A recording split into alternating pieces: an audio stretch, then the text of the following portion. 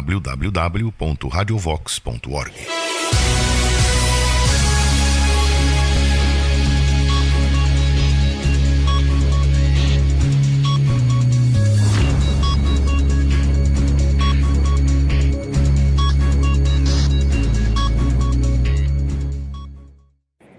Boa noite. Quem está falando aí? O Alex Pereira, Edson Camargo e Desta Salgueiro. Tudo bem?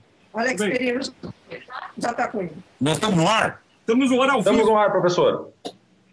Muito bem. Tá bom, querida, besta.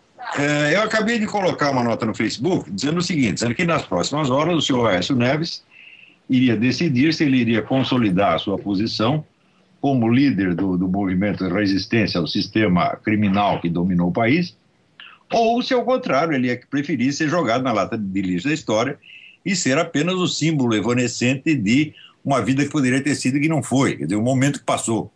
E parece que ele escolheu essa última. Quer dizer, ele tinha um papel histórico, mas preferiu ser o papel higiênico com o qual o sistema vai se limpar até do que fez contra ele próprio. Agora, isso aí é até bastante compreensível. Porque vocês estão acompanhando? Estão ouvindo? Sim, estamos aqui. Estamos ouvindo bem. Estamos ouvindo aqui. Perfeitamente.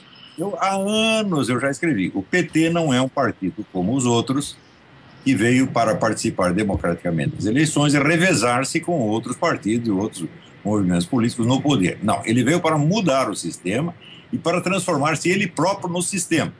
E, evidentemente, dentro desse novo sistema, o PSDB tinha uma função. A função é de ser aquela oposição inócua que jamais chega ao poder. O próprio Lula declarou, essa gente não tem perspectiva de poder.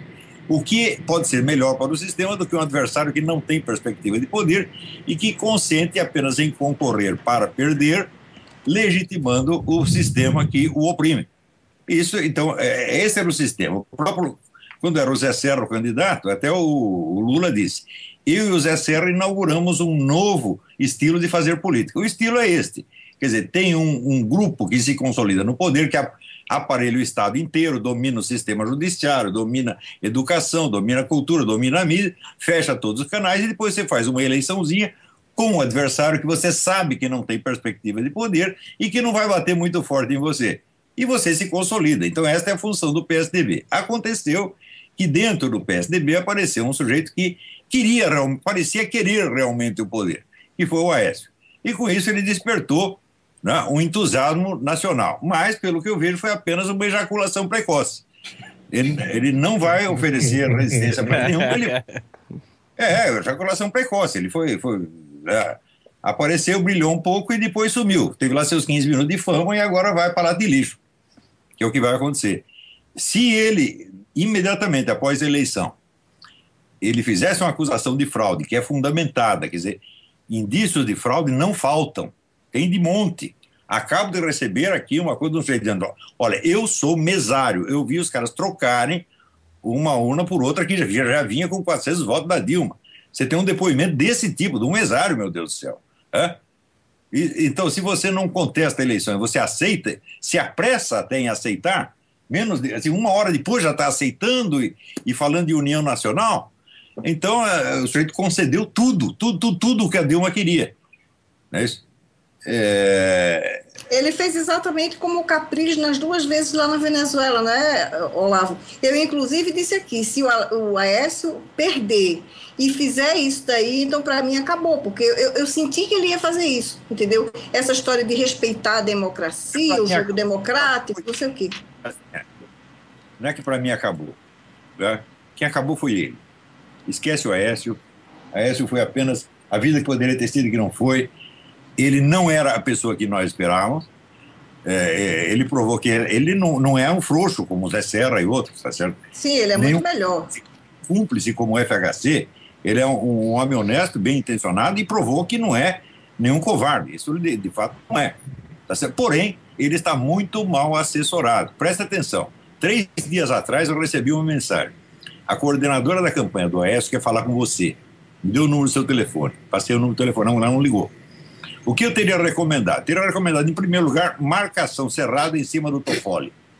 Não pode deixar esse homem fechado numa sala com as maquininhas. Não é para você dar uma confiança automática a ele. Você não precisa levantar uma suspeita contra o sujeito, mas não é para confiar cegamente. tá certo? Fazendo de conta que ele é, vamos dizer, o árbitro impoluto e inquestionável, deixar tudo na mão dele, de modo que ele pudesse fazer exatamente o que fez, que recolhe as maquininhas e coloca de novo em circulação as maquininhas sem que dê tempo de fiscalizá-las. É uma atitude altamente suspeita, né? Então, isso tinha que ser questionado nos últimos dias da eleição. Não foi questionado. Ou seja, entregaram tudo na mão do Toffoli, que nós sabemos de onde apareceu e sabemos quem é. Tá certo? Quer dizer, não é uma pessoa... foi colocado nesse posto. Não é uma pessoa cujo currículo nos induza a confiar cegamente nele dessa maneira. Então, a marcação cerrada em cima do Toffoli nos últimos 3 dias da eleição, pelo menos, seria absolutamente indispensável, né?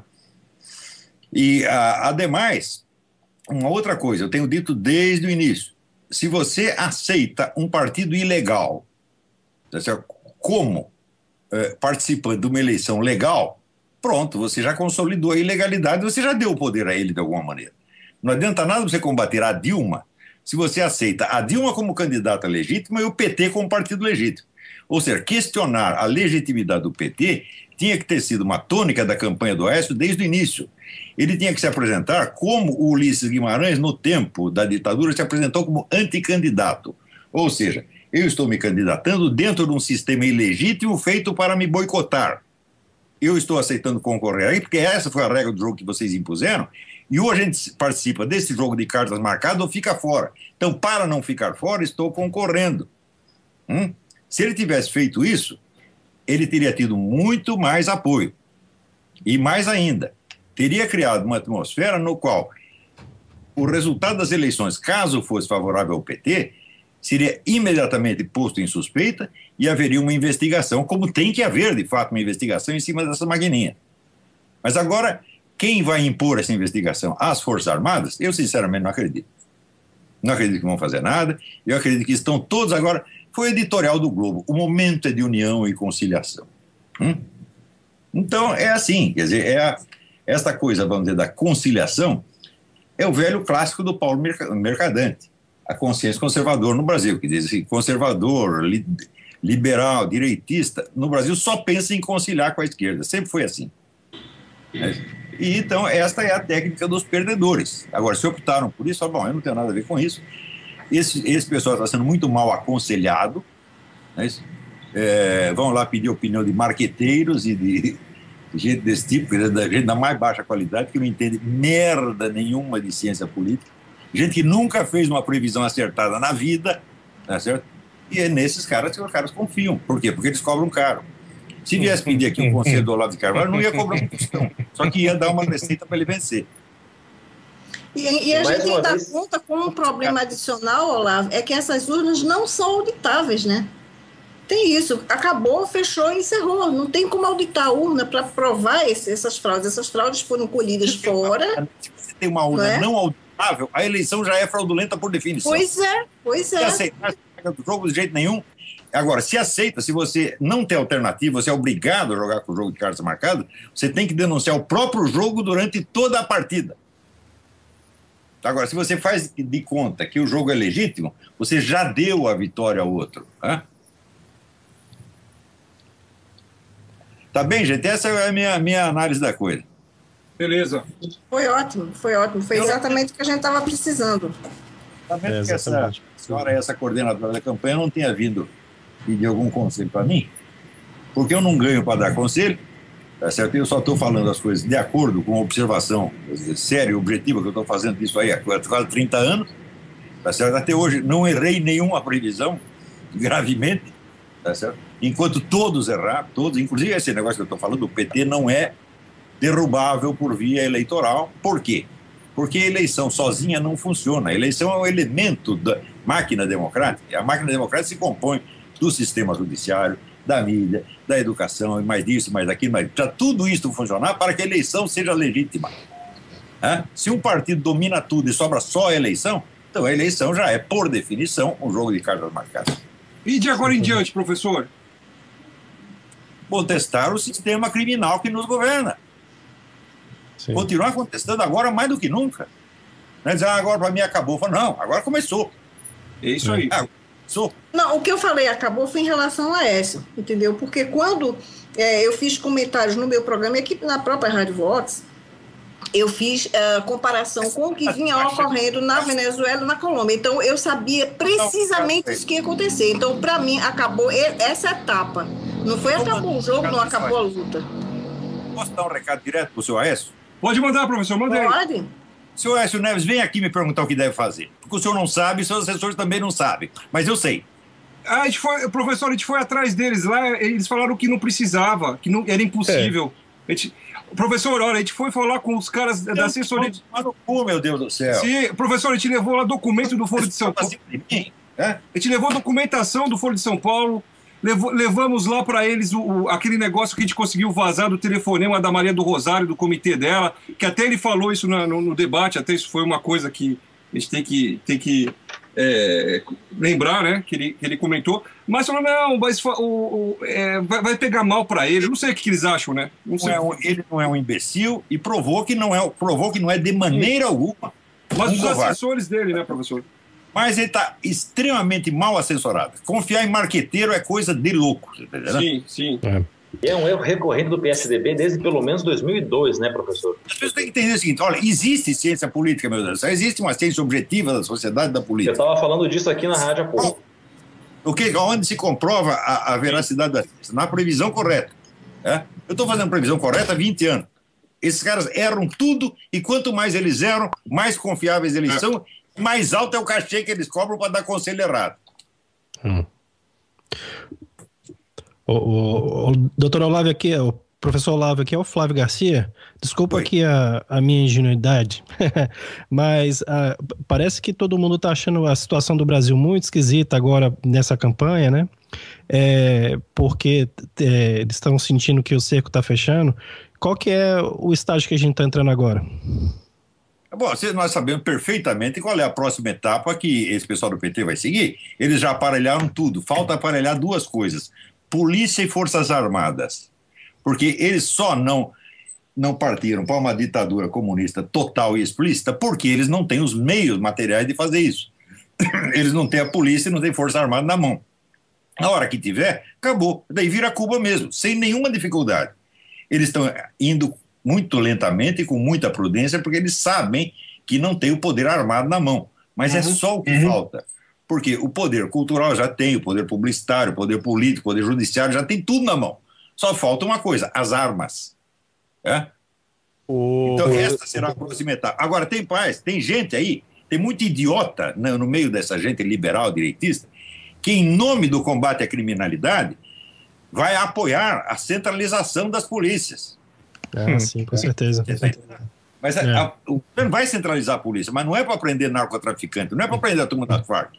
É para prender gente como Aécio Neves. Então vai ser para isso. Então vai entregar a arma na mão do bandido. Em nome do combate à criminalidade. Professor, aqui quem está falando é o Alexandre Carpes, tudo bem? A Graça falou agora há pouco, professor, que uma das próximas etapas é a realização de um plebiscito e a criação de uma nova Assembleia Nacional Constituinte. O que o senhor acha que isso será antes ou depois desse aparelhamento das polícias e forças armadas? O aparelhamento da polícia já começou. Sim. Eles já estão tratando disso. Você veja que tem gente desses partidos 24 horas por dia assoprando coisa na orelha de milico. Dando aula na Escola Superior de Guerra, dando aula na Escola de Comando do Estado-Maior. Né? Eles já estão infiltrados lá dentro. E estão preparando a cabeça dos milicos para aceitar isso aí. E da polícia também. E o pessoal dizendo, não, nós precisamos combater a criminalidade. Então, vão aceitar esta porcaria, né? E vão cair numa armadilha. Sim. Tá bem? Tá certo, professor. Enquanto era isso que eu tinha a dizer. Maravilha. Agora, se alguém ainda quiser concorrer com o PT, enfrentar o PT, faz favor de perguntar para quem sabe. Eu não sou político, não tenho nada a ver com isso, não estou de partido nenhum, quero que esse partido tudo se foda. Eu apenas vou dar um conselho objetivo, científico. Dizer, olha, a coisa é assim que funciona. Se você quer ganhar, você tem que fazer isso, mais isso, mais isso, mais isso. Eu sei como se faz, eles não sabem, pô. O senhor está alertando sobre isso já faz muito tempo, né? E não é nenhuma novidade isso aí, né? Infelizmente... Com frescura, falar, Humildade, não, né? Olavo fala palavrão, Olavo fuma, Olavo peida. Não, nós queremos pessoas, como é que se diz, de classe, né? Pois é. Então não dá, pô. Beleza. Eu fico assim, que nem um médico que tá, sabe, chega com o remédio na mão para salvar o doente fica bravo, cospe na nossa cara, manda a gente embora. O que quer fazer? O sujeito quer se fuder, fala, olha, meu filho, o cu é seu. Não é meu. Né? Olavo, dá licença, posso fazer uma pergunta? Pode. Que é o Gustavo Nunes, a gente nunca falou pessoalmente, só por e-mail, né? É o seguinte, muita gente que segue, que acompanha você, acreditou na candidatura do Aécio Neves como uma possibilidade de tirar o PT e o Foro de São Paulo aí do cenário, né? Mas o que não aconteceu. E muita gente vai ficar desiludida. Nós aqui da Rádio Vox não, porque a gente escuta você, escuta a Graça Salgueiro, sabe que eles manipulam mesmo, que eles jogam pesado esse jogo, mas algumas pessoas ainda não têm essa noção. Eu queria que você desse algum recado para essa espécie de militância esclarecida, né, que segue você, então para que não desista disso. Qual é a minha posição nessa coisa? Eu, durante todos esses anos que eu estou esclarecendo, ensinando, escrevendo, eu nunca esperei que o meu trabalho tivesse nenhum resultado político. Eu pensava assim, se isso for ter um resultado político, vai levar 20 ou 30 anos. Aconteceu que as coisas se precipitaram por causa da atitude pessoal do seu Aécio Neves, que mostrou um grau de coragem e até de agressividade maior do que todo mundo estava acostumado, então criou esta onda. Mas faltava retaguarda, faltava compreensão real da situação. Você está entendendo? Quer dizer, é um homem bom, altamente capacitado, poderia ser um grande presidente, e como candidato ele foi até bastante combativo, porém batendo no ponto errado. Né? Ele bateu só na má administração e nesses pontos usuais. Má administração e corrupção. Ele tinha que deslegitimar o sistema inteiro. Ele tinha que dizer, a senhora está aqui como representante de um partido orientado por uma organização internacional. Criminosa. Pela lei eleitoral, o seu partido deveria ser fechado e a senhora jamais poderia ser candidata. Porém, vocês nos impuseram ditatorialmente esta situação e eu estou aqui concorrendo num ringue preparado por vocês, com regras impostas por vocês, porque nós não temos outra alternativa. Se ele dissesse isso desde o primeiro dia, ele ganhava. Obrigado, professor, por essas palavras aí que mostram que a nossa luta não é realmente no campo político. Se tiver um resultado político é maravilhoso, mas a nossa luta é da restauração da alta cultura. O que eu prometi foi o seguinte, eu não prometi eleger presidente da República, não prometi tirar o PT do poder, não prometi acabar com o comunismo, não prometi merda nenhuma disso. Foi o seguinte, nós vamos criar uma nova intelectualidade brasileira 1000 vezes mais séria e mais honesta do que esta que nos dominou por 20 ou 30 anos. Isso eu vou fazer e estou fazendo. E, em parte, nós já temos resultado. Agora, a situação se precipitou, mas houve o quê? Uma ejaculação precoce. Alô, professor Olavo? Sim. Aqui é o Dante Mantovani, tudo bem? Dante Mantovani, tudo bem? Tudo jóia. Professor, a gente, como o Alex falou, a gente esteve lá no comitê do Aécio Neves, né, passamos esse material, inclusive artigos do senhor, da Graça Salgueiro, do Vitor Vieira, né, que é jornalista que trabalha com a gente aqui na rádio também. E a gente percebeu o seguinte, eles têm uma abertura para o que a gente está falando, mas eles não conseguem ainda, acho que até por uma ausência de mecanismos cognitivos, a ausência de compreensão, terem a totalidade da situação. Então eles ficam bem observado. Eles ficam até meio assim com vontade de prosseguir, mas a gente vê que faltam instrumentos cognitivos. E a gente vê a diferença, por exemplo, quando a pessoa estuda com o senhor, frequenta o seminário de filosofia, né, consegue entender essa situação de uma maneira muito, até mais fácil, né? Então, mas eles têm boa vontade, isso que eu senti lá. Precisava fazer, não adianta dar informação, precisava dar, como é que se diz, um cursinho acelerado para eles, tá entendendo? Exatamente. O cara que durante 3 dias eu conseguia fazer isso. Mas a gente tentou durante umas 2 semanas. Os mecanismos cognitivos para que o sujeito possa apreender qual é a situação real. O que faltou para ele... É a mesma situação que o Anatoly Golitsyn descreveu, né, professor? As pessoas não conseguem imaginar como que funciona a cabeça de um comunista. Ele não consegue imaginar o tamanho do problema. Mas o Golitz, o Anatoly Golitz, ele fez a mesma coisa, ele só passou uma informação. Sim. Ele era apenas um agente da KGB que está lá dando informação. Ele não é um cientista político, ele não é um filósofo. Vamos dizer, criar, como disse o Dante, os mecanismos, passar os mecanismos cognitivos necessários para a pessoa entender a informação. Sim. É um déficit imaginativo, mas ele reclamou disso. Vocês não vão conseguir imaginar, vocês não conseguem imaginar como eles pensam, né? E por isso que vocês não conseguem enxergar o problema. Ele falou isso para os americanos. Sim, mas você vê, ele podia até dizer isso, mas ele não tinha condição de ele, pessoalmente... Ah, não, sim. Vamos dizer, criar uma intelectualidade capacitada para isso. Isso aí é um trabalho de décadas. E não é para uma... Claro. Isso é um filósofo, um cientista político. E olha, e dá muito trabalho. Isso é uma, como dizer, usar a expressão do Spinoza, uma reforma da inteligência. Então, o Brasil é aquele velho negócio do Hugo von Hofmannsthal. Nada está na política de um país que primeiro não esteja na sua literatura. Então, o dia que tivermos uma literatura, não só de ficção, mas livros de ciência política, de filosofia e tal, que consigam apreender e descrever a situação, aos poucos o povo acaba entendendo. Mas nós não temos nada. Então, necessariamente, é um trabalho de longo prazo. Claro, até o meu material sobre isso, você vê, eu estou usando elementos de ciência política que eu dei no meu curso de Teoria do Estado no ano 2001, e que não foi publicado até agora, eu não tenho condição... Muito bom o curso, eu fiz, muito bom, professor. Vou dar uma coisa de umas 800 páginas, não tenho tempo de redigir. Sim. Não esqueça que eu não tenho nenhuma secretária aqui, não tenho uma digitadora aqui, entendeu? Então eu estou aqui trabalhando sozinho, eu faço o que posso, mas não dá tempo de escrever tudo. Então, nem em circulação, sob a forma de livro, esse material está.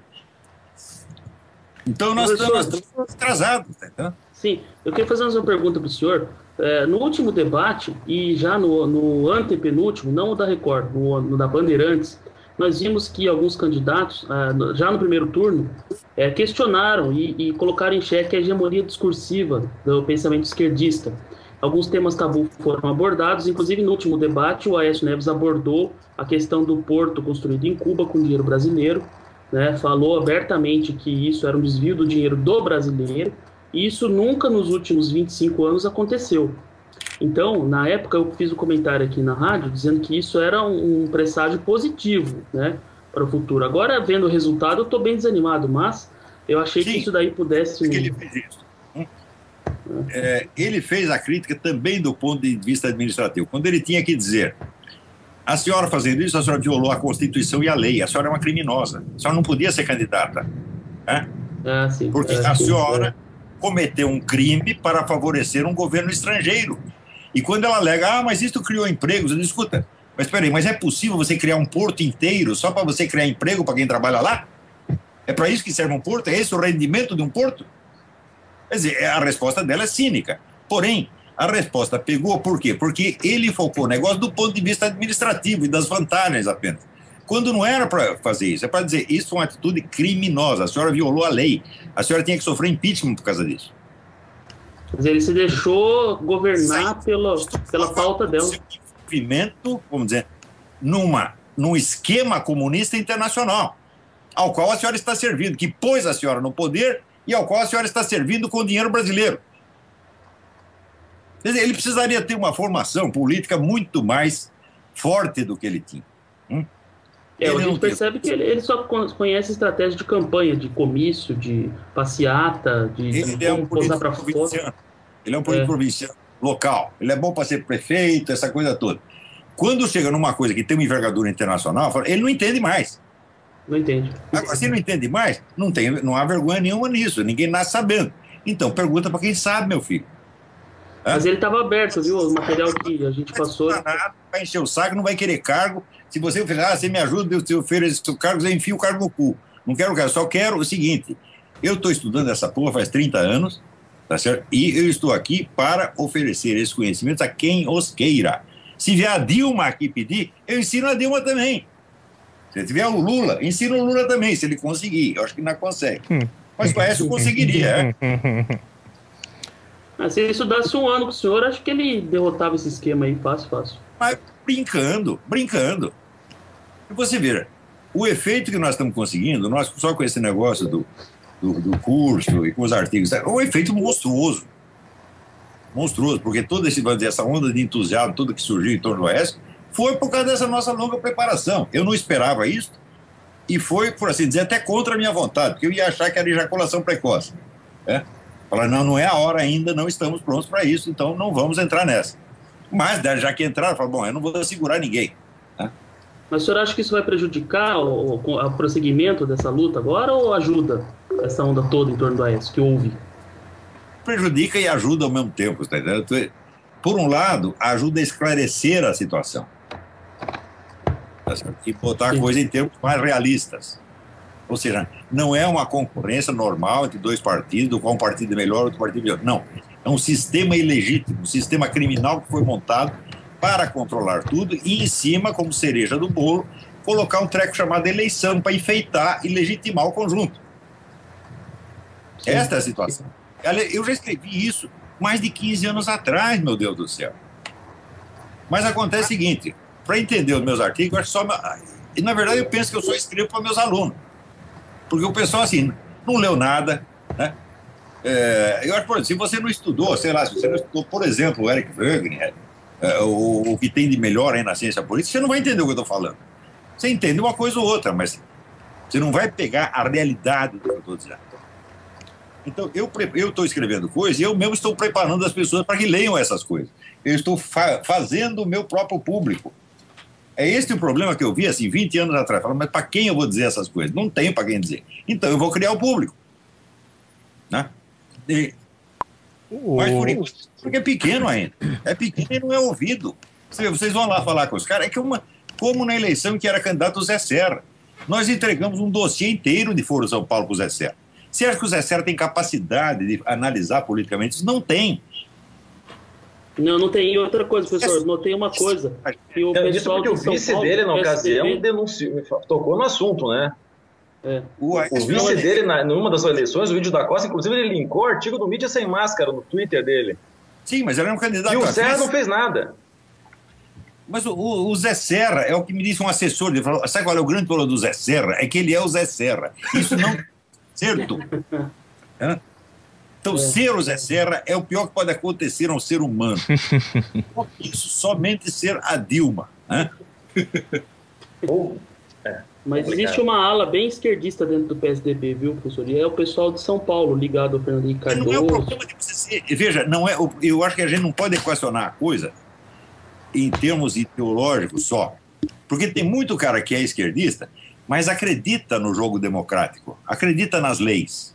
Você está entendendo? É a velha esquerda social-democrática europeia. Né? Então, aceita a regra do jogo. O problema não é esse. O problema é que a esquerda petista não aceita a regra do jogo porque ela impõe a sua própria.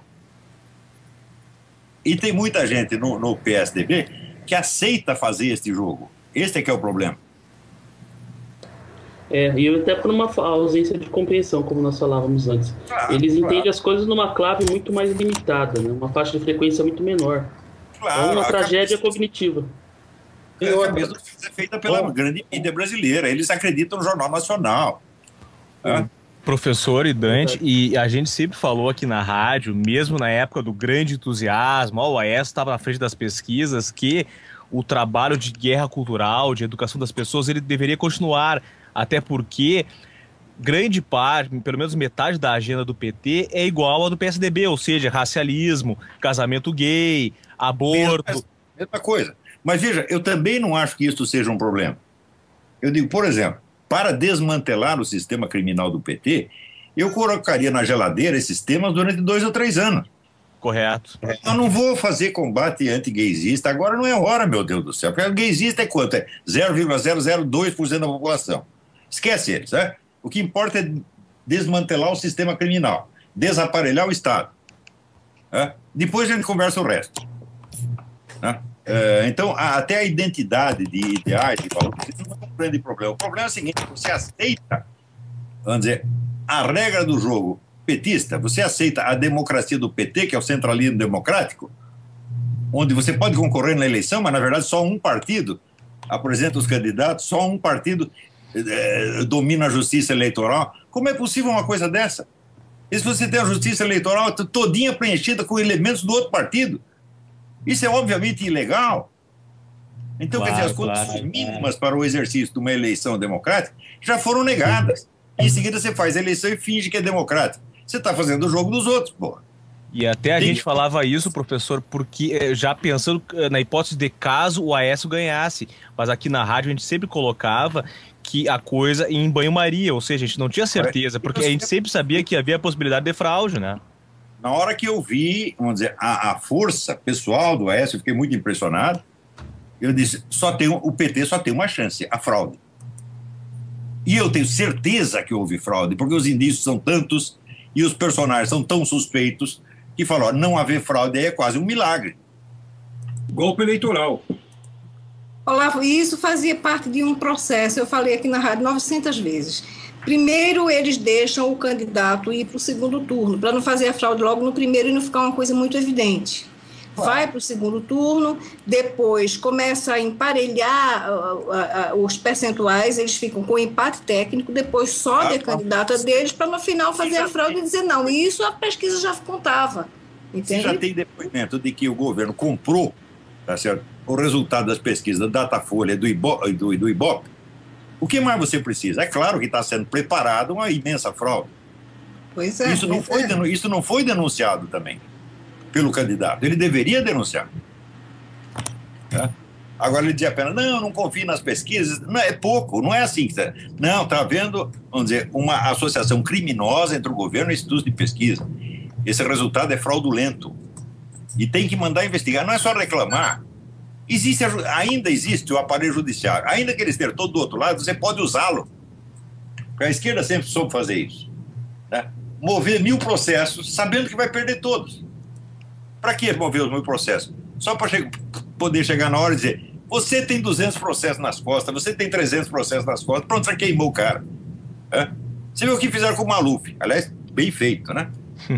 Não conseguiram condenar ele em nenhum, mas chegava na televisão e falava, você tem 500 processos nas costas, o que o cara vai responder? Tem o mesmo. Professor, eu percebi uma coisa hoje aqui. O lucro que eles visam é na guerra simbólica, né? Você sugere um processo, o cara diz, mas não dá, a justiça está aparelhada, vai sentenciar contra nós. Eu falei, deixa sentenciar, meu Deus do céu. O que importa é o número de processos, não a sentença. E vai que uma dá certo, né, professor? Olha, isso que o professor fala, que o PT aparelhou todas as esferas de atuação, né, todos os institutos da sociedade civil, é uma verdade evidente. E eu percebi isso hoje porque eu passei por várias sessões eleitorais aqui da minha cidade. Em todas elas tinha um fiscal do PT entrando em todas as salas de votação e dos outros partidos não tinha, só do PT. E a cidade do interior aqui de São Paulo, eles sabem trabalhar, né, professor? Tem que usar o chapéu. Por que os caras fizeram esse aparelhamento do Estado? Porque o Gramsci manda fazer. Os livros do Gramsci estão em circulação no Brasil desde a década de 60. É você ler e entender que quem leu aquilo e gostou vai fazer aquilo e não outra coisa. Eles não têm outra receita. A receita é a do Gramsci. Aliás, eles usaram 2 receitas. As 2 foram postas em circulação na década de 60. Por um lado, Antônio Gramsci, e por outro lado, Herbert Marcuse. O Gramsci vinha com essa coisa da Revolução Cultural, do aparelhamento do Estado, da ocupação de espaço, etc. E o Marcuse vinha com a ideia de que a classe revolucionária é o lumpenproletariado, a ralé, e não o proletariado. O pessoal da esquerda assumiu as 2 coisas. Né? Sim, eles trabalham então, no método dialético. De 60, você sabe o que eles vão fazer em 2010.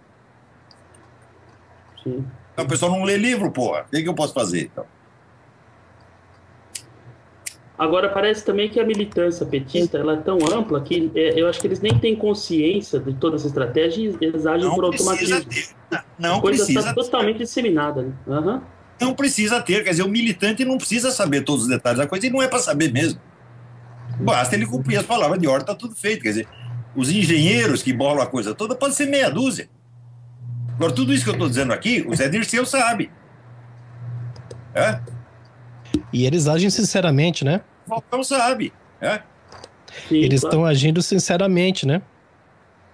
Bom, o militante petista, né? Que não sabe de nada. Bom, aí você tem o idiota útil. O idiota útil é sempre sincero, porque ele é idiota demais para saber que é útil. Professor, o senhor acha que existe a possibilidade de recrudescer a violência, a repressão? As pessoas foram contrárias à reeleição? Ou eles não têm os instrumentos para isso ainda? Não imediatamente. Porém, a partir do momento em que, sob o pretexto de combate à criminalidade, o governo federal unificar as polícias na sua mão, aí começa a repressão. Eles não vão prender ninguém das Farc, não vão prender nenhum narcotraficante, a não ser que seja algum concorrente menor deles. Eles vão estabelecer o império das Farc, que já tem... Já fizeram isso, Olavo, já fizeram isso. Essa semana prenderam um camarada que é o chefe de uma Bacrim, já foi extraditado, o homem já foi, fizeram um alarde gigantesco, como se tivessem pegado o próprio Timochenko, que é o chefão das Farc. Eu disse aqui na rádio, esse camarada não tem nenhuma importância. Eles vão fazer, eles podem pegar um outro traficante menor, só para mostrar serviço, mas o grosso da repressão será de ordem política. Eles só não fizeram isso porque não têm os instrumentos na mão. Nós sabemos que as polícias estaduais são elementos de resistência ao PT. A hora que vencer essa resistência que a polícia tiver na mão deles, acabou. A criminalidade não vai diminuir nem um pouco, vai até aumentar. Tá certo? Só que vai ter um monte de criminoso político na cadeia. Então é isso, gente. O que eu tinha a dizer, já disse. Maravilha. Muito obrigado, Olavo. www.radiovox.org